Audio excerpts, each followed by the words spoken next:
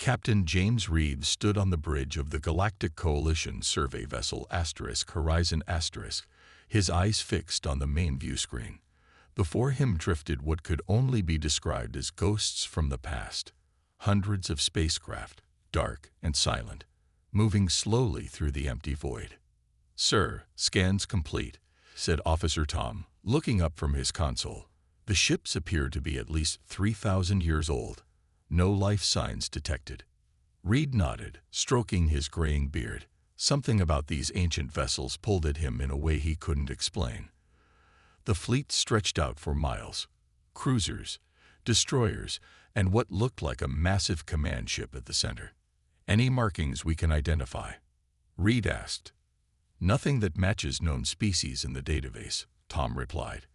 "These ships don't match any known design patterns in Coalition records." Reed ordered the Horizon * to move closer. As they approached, the true scale of the derelict fleet became clear. Despite their age, the ships appeared largely intact. No signs of battle damage or catastrophic failure. It was as if someone had simply turned them off and left them drifting. "Send a probe to the nearest vessel," Reed commanded. "Let's get a closer look." The small probe darted toward one of the smaller ships. Its cameras revealed a hull of dark metal with strange, flowing lines that seemed almost artistic rather than functional. The technology looked primitive by modern standards. Visible thrusters, external weapon mounts, and armor plating instead of the energy shields used by all modern spacecraft. "Look at those propulsion systems," laughed Chief Engineer Morris as he joined them on the bridge. "Chemical rockets, energy weapons that need external cooling. This fleet is practically ancient history. Yet something about them feels deliberate," Reed murmured. When the probe's readings came back, Morris shook his head in amusement. "The power systems are completely outdated. No quantum drives, no full technology. These ships would take years to travel between star systems. But they're here," Reed pointed out. "Somehow they made it to this remote sector." Reed ordered a message sent to Coalition headquarters. Within hours, the response came. They were sending a research vessel and military escort to investigate. The fleet, while interesting from a historical perspective, was deemed low priority given its apparently obsolete technology. 3 days later, the Coalition ships arrived. First off the shuttle was Admiral Tora, a tall, blue-skinned alien with 6 eyes arranged in a circle around his elongated head. As the highest-ranking military official in this sector, his presence was surprising. "Captain Reed," Tora said with a dismissive wave of his 3-fingered hand, "I came to see these relics myself. Not often we find such well-preserved artifacts." Reed led the Admiral and a team of scientists to the observation deck. The ancient fleet filled the view, dark shapes against the stars. "Pathetic," Tora laughed, his multiple eyes blinking in sequence. "My first ship as a young officer had more firepower than this entire fleet. We could use them for target practice." The scientists moved forward eagerly, their scanning equipment humming. One of them, a young human woman named Dr. Alex Morgan, stayed back, her eyes fixed on the largest ship. "Captain," she said quietly to Reed, "look at the pattern of those markings near what appears to be the command center." Reed followed her gaze. "What about them?" "They remind me of something." Her voice trailed off. "Something I've seen in the Earth Historical Archives." A sudden alert blared from the science team's equipment. "Captain," called out one of the scientists, "we're detecting a power signature activating on the largest vessel." Admiral Tora huffed in disbelief. "Impossible. Those ships have been dead for millennia." But before their eyes, tiny lights began to flicker across the enormous command ship. A soft blue glow emanated from what appeared to be viewing ports along its side. "It's waking up," whispered Dr. Morgan, her eyes wide with excitement and fear. Reed felt a strange sensation wash over him. Something like recognition, like the ship was calling to him specifically. He couldn't explain it, but he knew with sudden certainty that these weren't just any ancient vessels. They were about to discover something that would change the Coalition forever. Alarms blared throughout the Horizon as more lights flickered to life across the ancient command ship. The Coalition scientists scrambled back to their equipment, faces showing a mix of fear and excitement. "Shut down all transmissions," Admiral Tora ordered. "These old systems might mistake our signals for something hostile." Dr. Morgan shook her head. "That's not it, sir. The power signature only began when we approached that specific section." She pointed to her scanner. "It's almost as if it's responding to our presence." Reed felt a strange pull toward the ancient vessel. "Admiral, request permission to lead a small team onto that ship." "Absolutely not," Tora snapped, his 6 eyes narrowing. "Standard protocol is to observe from a distance until we understand what we're dealing with." But as more systems on the old ship activated, Reed knew they couldn't wait. "With all due respect, Admiral, if those weapon systems come online, we need to know if they pose a threat."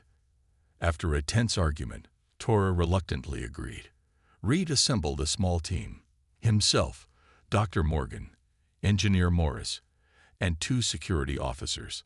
They boarded a shuttle and approached the massive command ship. "Look at the size of this thing," Morris whistled as they drew closer.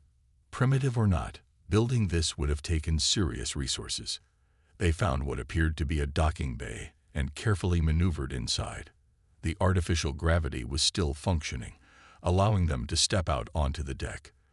Their lights cut through the darkness, revealing a cavernous hangar filled with smaller craft. "These look like fighter ships," one security officer noted, running his hand over the dusty hull of a small vessel. "But the design is unlike anything in our records." Dr. Morgan moved ahead, following the signal on her scanner. "Captain, this way. The power source is coming from the center of the ship." They moved through dark corridors, their footsteps echoing. Despite its age, the ship seemed remarkably preserved. No signs of damage or decay beyond a layer of dust. "The air is breathable," Morris noted in surprise as he checked his equipment. "Life support systems are still functioning after thousands of years." "That's impossible with known technology." They reached what appeared to be the bridge, a large circular room with control stations and a central command chair. As they entered, more lights activated, and holographic displays flickered to life. "Don't touch anything," Reed warned, but Dr. Morgan was already moving toward a sealed panel with markings etched into its surface. "Captain, these symbols. I recognize some of them," she said excitedly. "They're similar to ancient Earth languages. Look at this pattern. It resembles early human writing systems." Reed joined her, feeling a strange familiarity with the symbols. "Can you read any of it?" "Not exactly, but this sequence." She traced her fingers over the markings. "It's reminiscent of old Earth military designations." Suddenly, the panel slid open, revealing a data core, a crystalline structure pulsing with soft blue light. "It opened at your touch," Reed said in amazement. Dr. Morgan's scanner went wild. "This technology, it's not primitive at all. These energy readings are off the charts."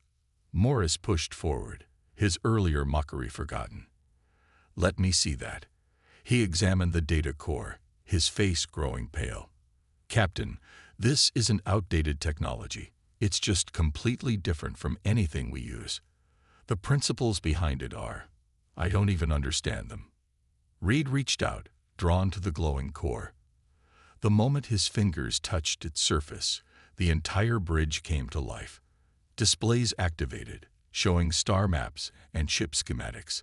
A soft humming filled the air. "What did you do?" Tora's voice came through their comms. Panic evident. "Every ship in the fleet is activating." Before Reed could answer, a holographic figure materialized in the center of the bridge.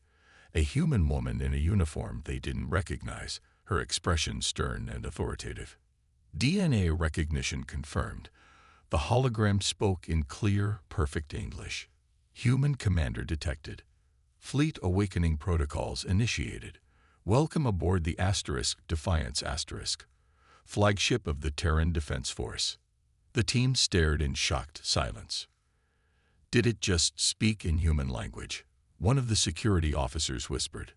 Dr. Morgan turned to Reed, her eyes wide. Captain, this isn't just some random ancient fleet. Reed nodded slowly, the truth dawning on him. It's human. Humans built this fleet. Admiral Torres' laughter came through the comms. Impossible. Humans have only been part of the coalition for 800 years. Your species barely mastered interstellar travel before joining us. But the evidence was right in front of them. The hologram waited patiently, its eyes focused directly on Reed.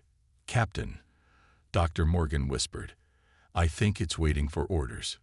From you. Reed stared at the hologram, feeling an odd connection to this ancient human technology. Behind him, Admiral Tora had arrived with the security team, his multiple eyes wide with disbelief. This is impossible, Tora insisted, striding onto the bridge. Humans were a primitive species when the Coalition discovered them. They had barely reached their own moon. The hologram turned its attention to Tora. Non-human entity detected. Security protocols activated. A soft hum filled the air as hidden panels opened in the walls, revealing what could only be weapon systems. Wait. Reed stepped forward. They are allies. Stand down, security. To everyone's surprise, the weapons immediately retracted. Dr. Morgan approached the central console. The system is responding to your voice commands, Captain. It recognizes you as human. Ask it how old this fleet is, Morris suggested, his earlier mockery now replaced with awe. Reed nodded. Computer, what is the age of this fleet? The hologram flickered slightly. The Sentinel fleet was commissioned 5,247 standard Earth years ago, during the final phase of the Extinction War. The room fell silent. Admiral Torres' blue skin paled to a lighter shade. That's impossible, he whispered. The Coalition records show humans only achieved spaceflight 800 years ago. Dr. Morgan's fingers flew across her datapad. Captain, I'm accessing Earth historical archives. There's almost nothing about this time period. It's as if our history was edited. Reed turned back to the hologram. What was the Extinction War? The Extinction War was the final conflict between the Terran Alliance and the Vex Dominion. The war lasted 117 years and resulted in the near destruction of both civilizations. Images appeared around them, planets burning, massive space battles, and scenes of devastation beyond imagination. The Sentinel fleet was humanity's last line of defense, the hologram continued, built using technology that even the Dominion could not counter. Admiral Torres stepped forward, his earlier arrogance gone. If humans possessed such technology, why hide it when joining the Coalition? The hologram didn't respond, its programming apparently not designed to answer such questions. But Reed felt a growing understanding. Computer, show me the command structure of this fleet. A new display appeared, showing hundreds of ships organized in battle formations. At the top of the command structure was a name. Fleet Admiral Eliza Wright, Supreme Commander. Is Admiral Wright still aboard this vessel? Reed asked. Fleet Admiral Wright entered emergency stasis protocol in year 47 post-victory. Stasis chamber remains intact and functioning at optimal levels. Dr. Morgan gasped. Captain, are you thinking what I'm thinking? Reed nodded slowly. There's someone aboard who can answer all our questions. Despite Admiral Torres' protests, Reed ordered the team to follow the hologram's directions to the stasis chamber. They moved deeper into the ship, passing rooms filled with technology that defied their understanding. Look at these engine designs, Morris whispered, peering through a viewport into a massive chamber. They're using principles we haven't even theorized yet. They finally reached a sealed door marked with the same symbols they had seen earlier. The door recognized Reed's presence and slid open, revealing a small room with a single stasis pod in the center. Inside was a woman, appearing to be in her 50s, with short gray hair and a face marked by years of command. She wore a black uniform with gold markings on the shoulders. Fleet Admiral Eliza Wright, Dr. Morgan read from the display. Life signs stable. She's been in stasis for over 5,000 years. Reed approached the pod, feeling as if he was standing before a piece of hidden human history. Can she be awakened safely? The hologram appeared beside them. Stasis reversal requires human authorization of command rank. I'm Captain James Reed of the Galactic Coalition vessel Horizon *. A hologram processed this for a moment. Coalition database accessed. Verification complete. You are recognized as a ship commander of human origin. Stasis reversal protocols initiated. The pod hummed to life, its surface becoming transparent as complex medical systems began the process of awakening its occupant.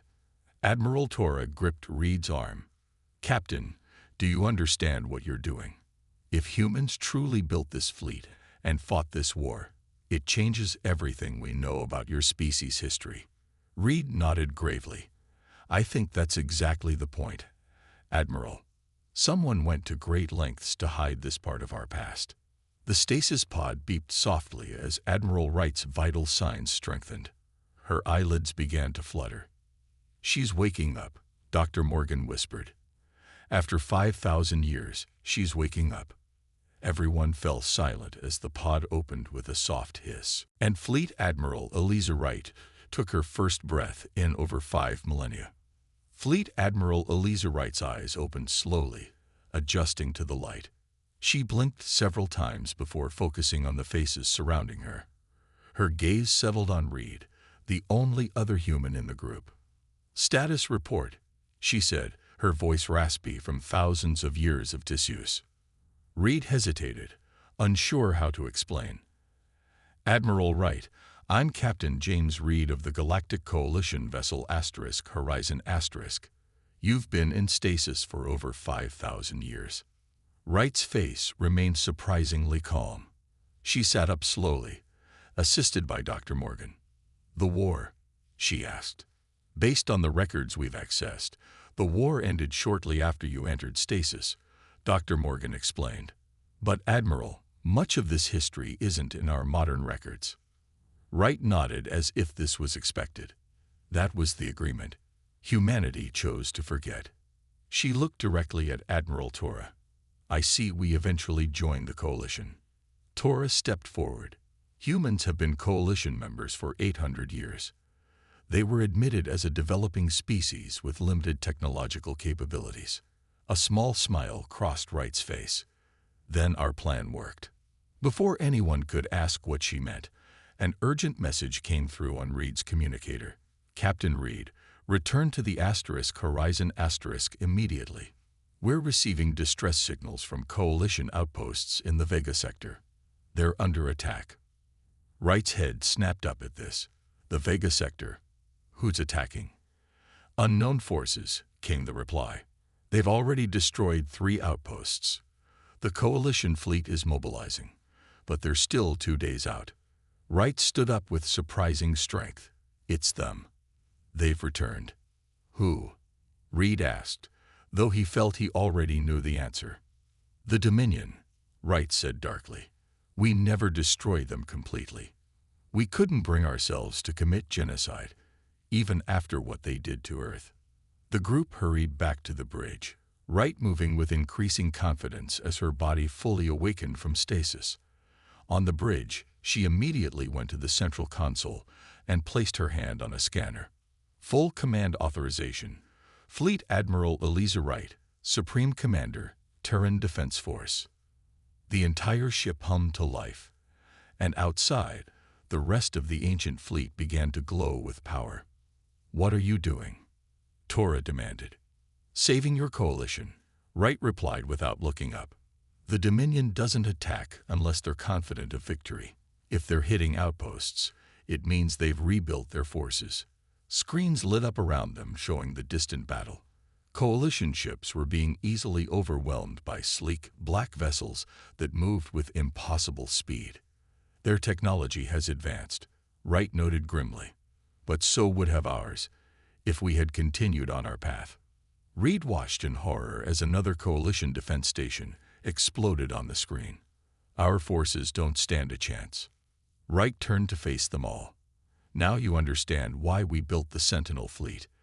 The Dominion nearly wiped out humanity once before. We were peaceful explorers until they attacked Earth without warning or mercy. But why hide this history when joining the coalition? Dr. Morgan asked.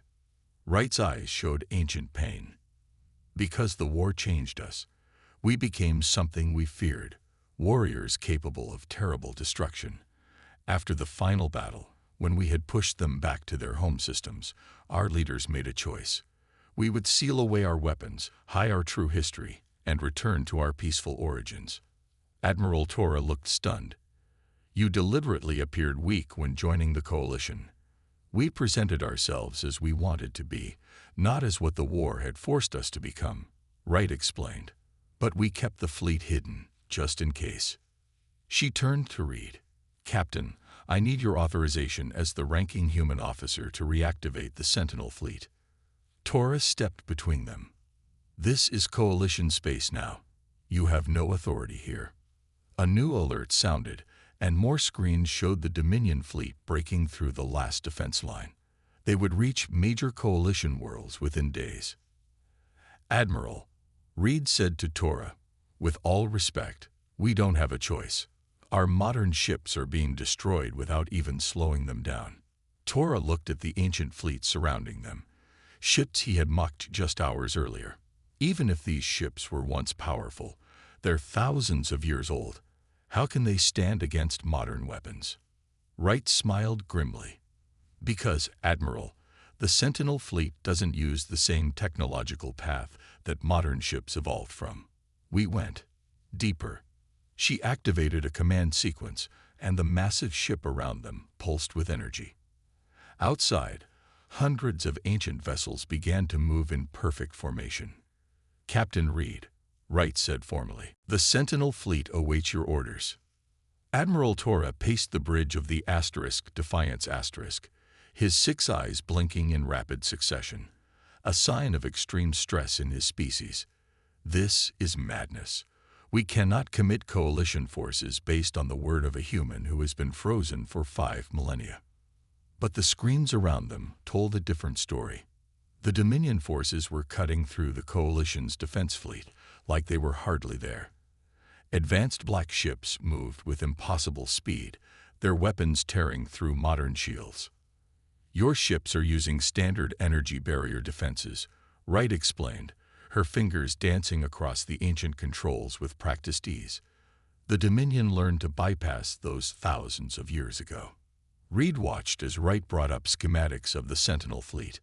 Then how did humanity stop them before? We took a different path, Wright said. While most species develop technology that manipulates energy and matter in conventional ways, humans explored dimensional physics. Morris, who had been examining the engine room, burst onto the bridge. Captain, you won't believe what I found. These ships don't use conventional space folding or quantum tunneling. They actually shift partially into another dimension to move. Wright nodded. Exactly. We call it phase shifting. When fully engaged, the ships exist in 2 dimensions simultaneously. Weapons from our dimension can't fully interact with them. That's impossible, Tora scoffed. The energy requirements alone would be beyond anything you could imagine, Wright finished for him. That's why we designed the crystal cores. They don't generate energy.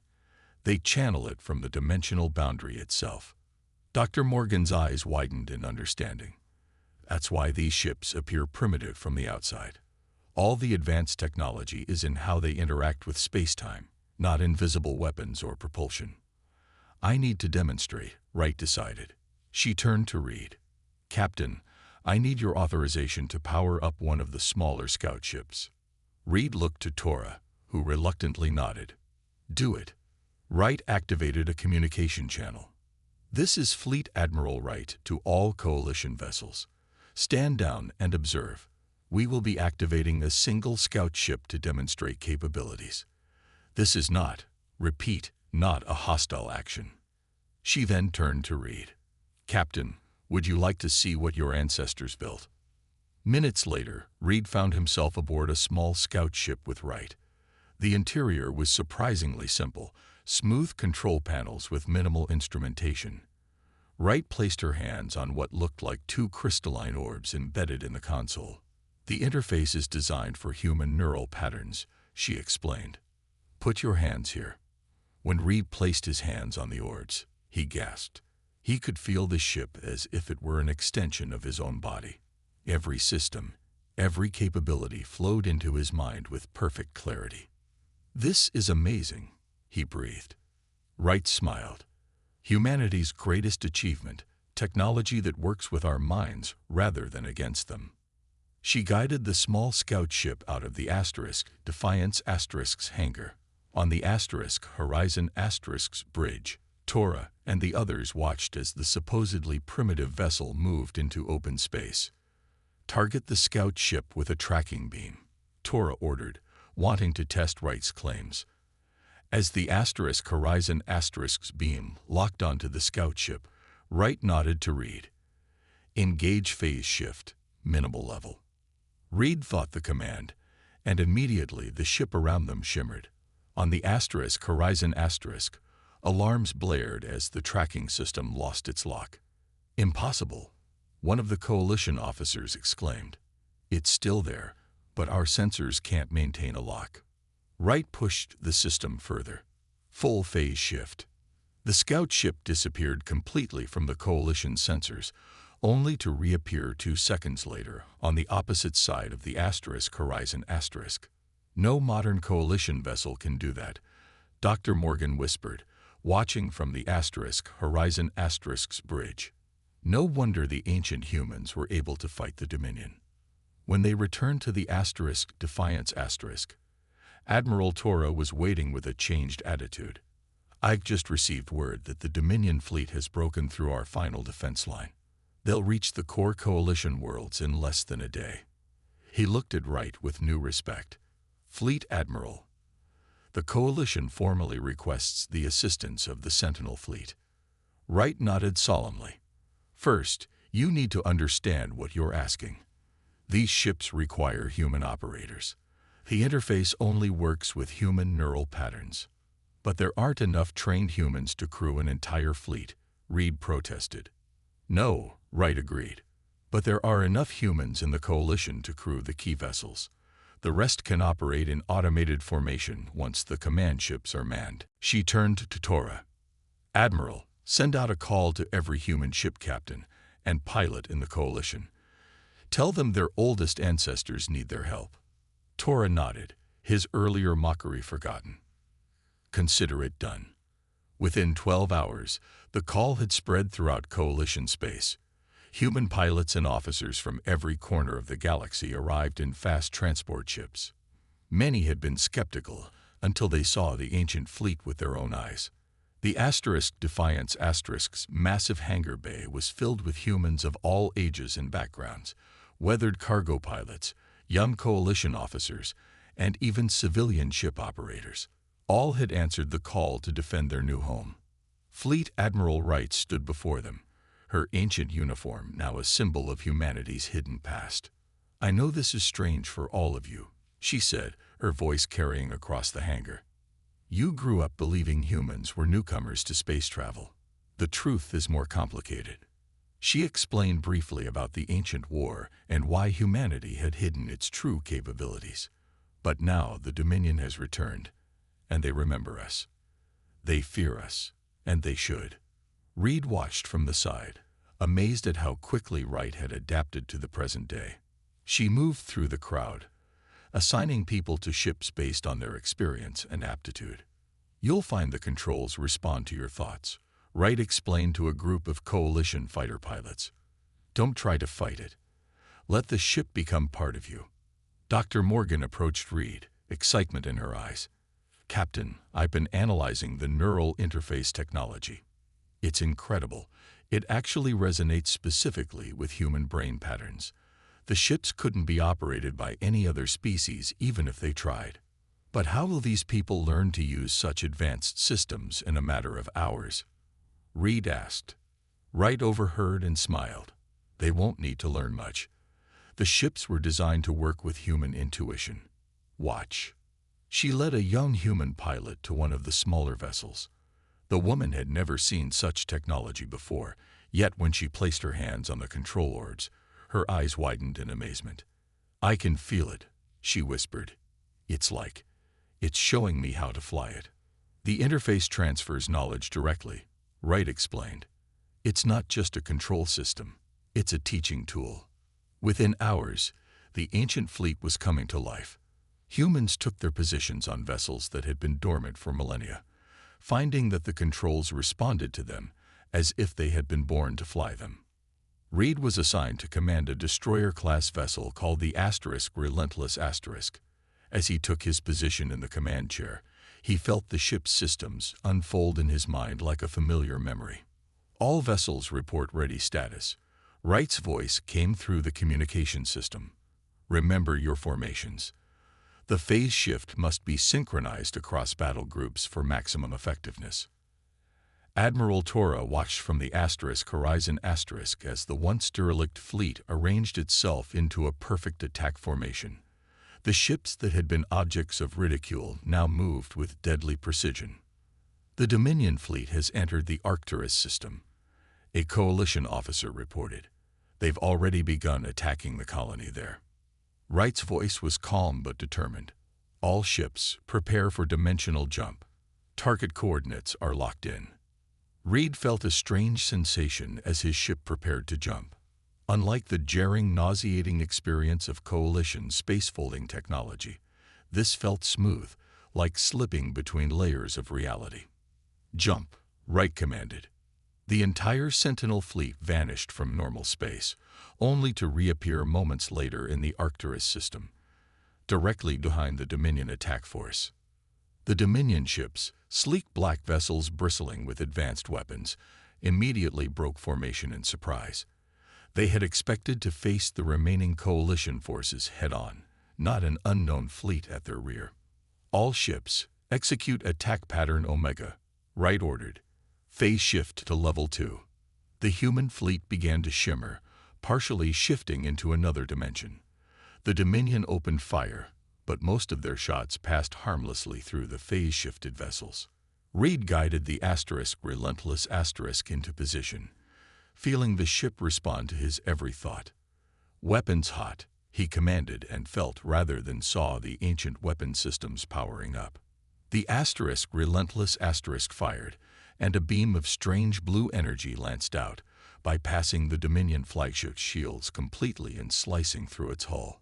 Across the battlefield, the ancient human ships were performing maneuvers that defied conventional physics, appearing and disappearing, firing weapons that ignored shields, moving in ways that modern ships couldn't match.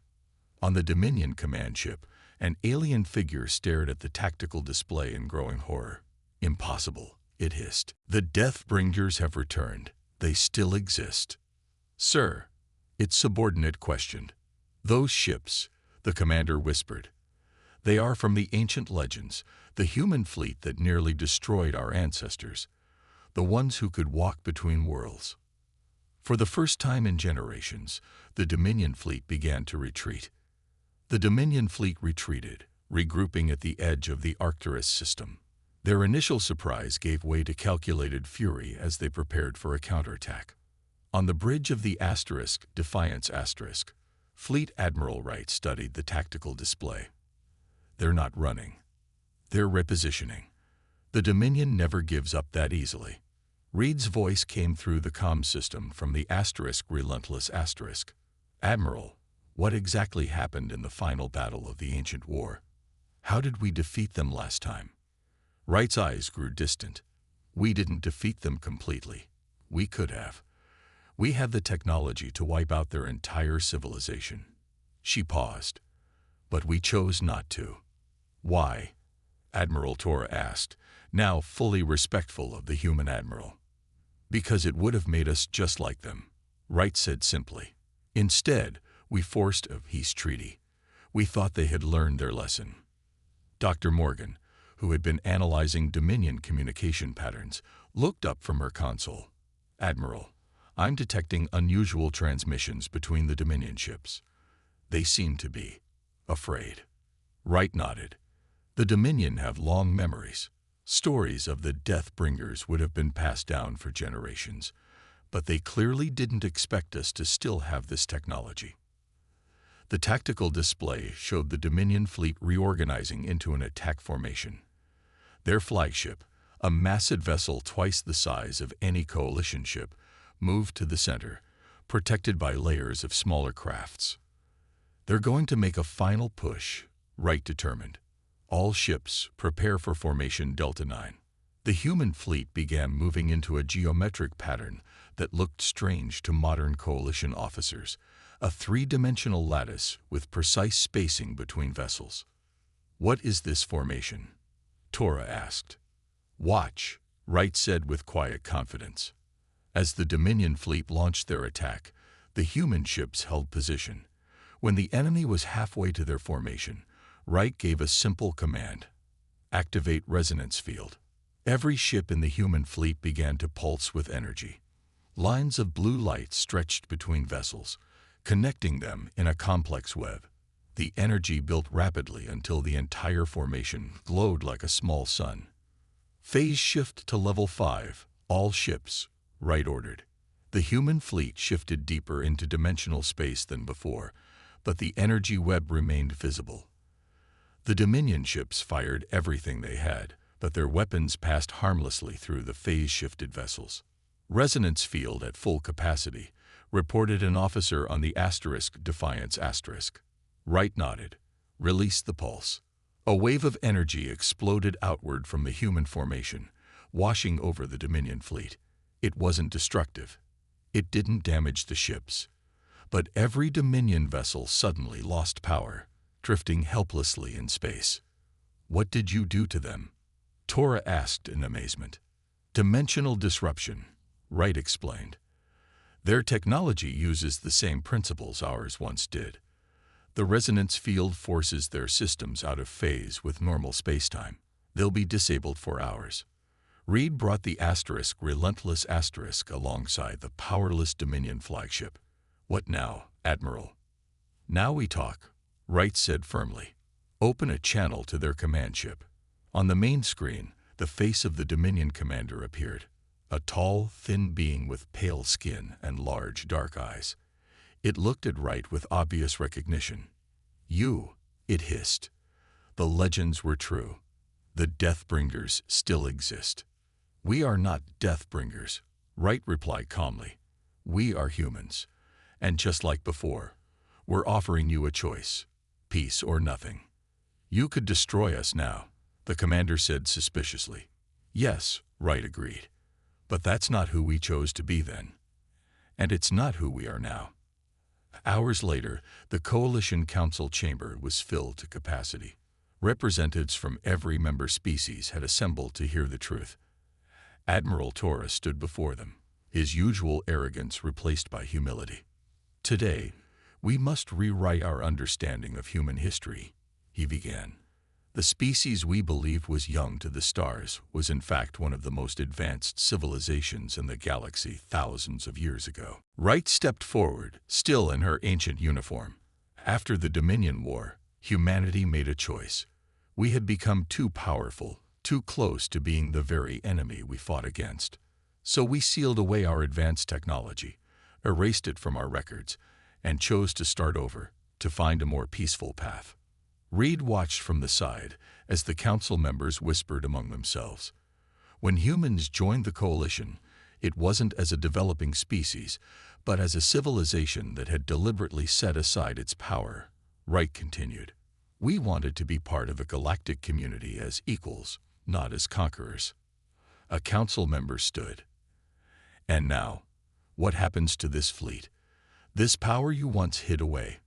Wright looked to Reed and the other human captains who had flown the ancient ships. "That's for the humans of today to decide. We built these ships to protect life, not to rule over others. I hope they remember that." The Sentinel fleet was placed under Joint Human Coalition Command. The ships that had once been mocked as primitive relics became the most powerful defensive force in known space, a reminder that appearances could be deceiving, and that true strength sometimes lies in choosing not to use one's full power. As for the Dominion, they signed a new peace treaty, one they would not forget this time. The species that had once nearly destroyed humanity now approached them with cautious respect. And Captain James Reed, standing on the observation deck of the Defiance, couldn't help but smile at the irony of it all. They had indeed laughed at the ancient fleet, until they realized humans built it.